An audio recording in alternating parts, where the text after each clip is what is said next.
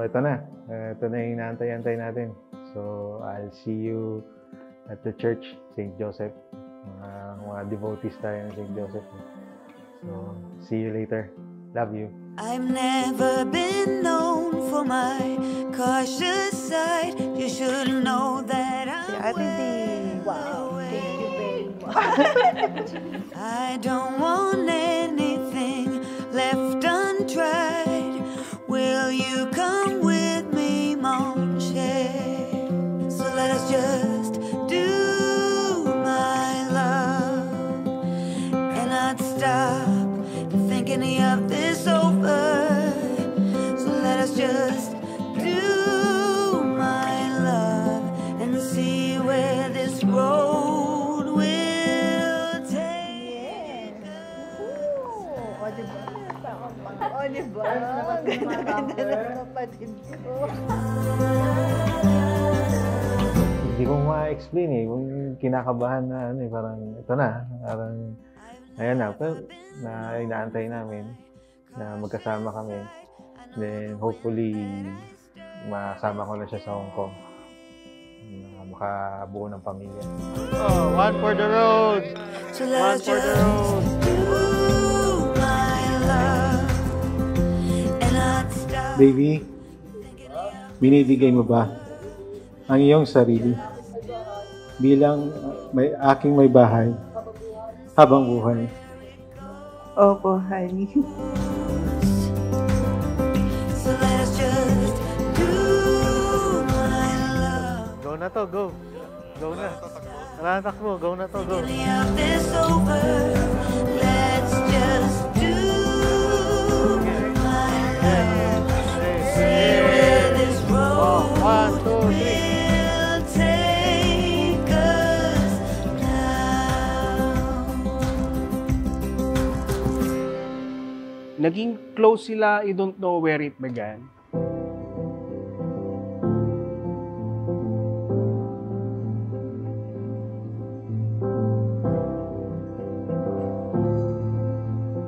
Kenneth, Jamie, anyayahan niyo si Mama Mary sa inyong kasal. Mama Mary, you are invited hindi lang sa wedding day, kundi sa married life. You were a star in the clouds. Same workplace kasi originally. Sa Lufthansa Technic Philippines din ako eh. Magkasama kami. Then nagkakilala kami. Then, somehow, nakimingle naman sa amin si Kenneth. Naging close somehow. Pero talagang, yung doon ako sa side ni Jamie talaga. Kasi since way back I joined Lufthansa, siya na yung kasama ko noon. Nung nakilala niya si Kenneth, ang lagi lang niya sinasabi, ate, merong gustong manligaw sa akin, ganyan. 14 years na kami. Tapos 2 years ako nanligaw sa kanya. So, bali mga 16. Alam ko, 2 years siyang nag-court sa sister ko. Hindi naman saya pinahirapan, pero syempre naninigurado lang yung sister ko, di ba?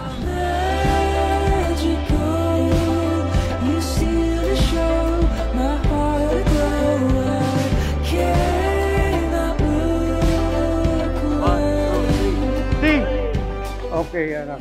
Wala akong masasabi. Kundi wish ko lang sana lahat ng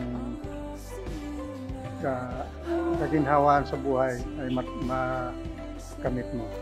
Salamat sa iyo. Thank you, Dad. Sa wakas, after 13 years, 15 years, this is it. Just don't forget to put Christ as center of your relationship, center of your marriage. Lahat ng bagay, kung may hindi kayo pagkakaroon pag-usapan nyo, especially kung hindi kayo nagkaanawang bago kayo matulog, ayusin nyo yon.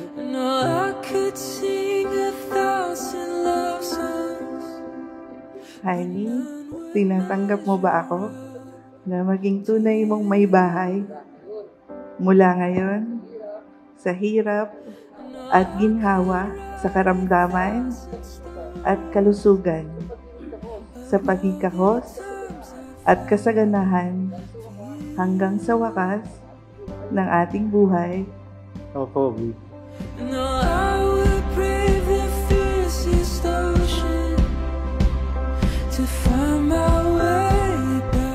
Kaya yung sa wakas ng panahon, yung pagtitipon ng Diyos at ng kanyang bayan ay inihahalin tulad sa isang kasalan.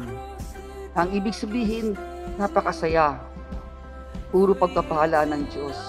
At itong dinalarawan ng mga mag-asawa sa mundong ito. Yung pagkapala ng Diyos ay naroon.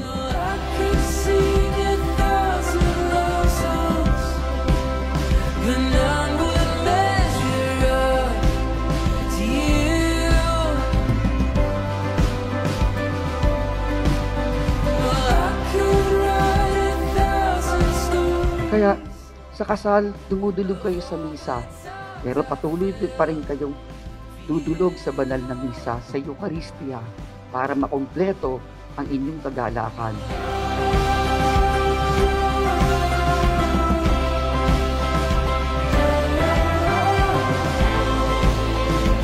Para lang yung marriage ng parents ko, sana ganun din. Marriage rin ng parents ni Kenneth, sana ganun din. Sustain lang siya. Hard work and patience, compromise, and love each other.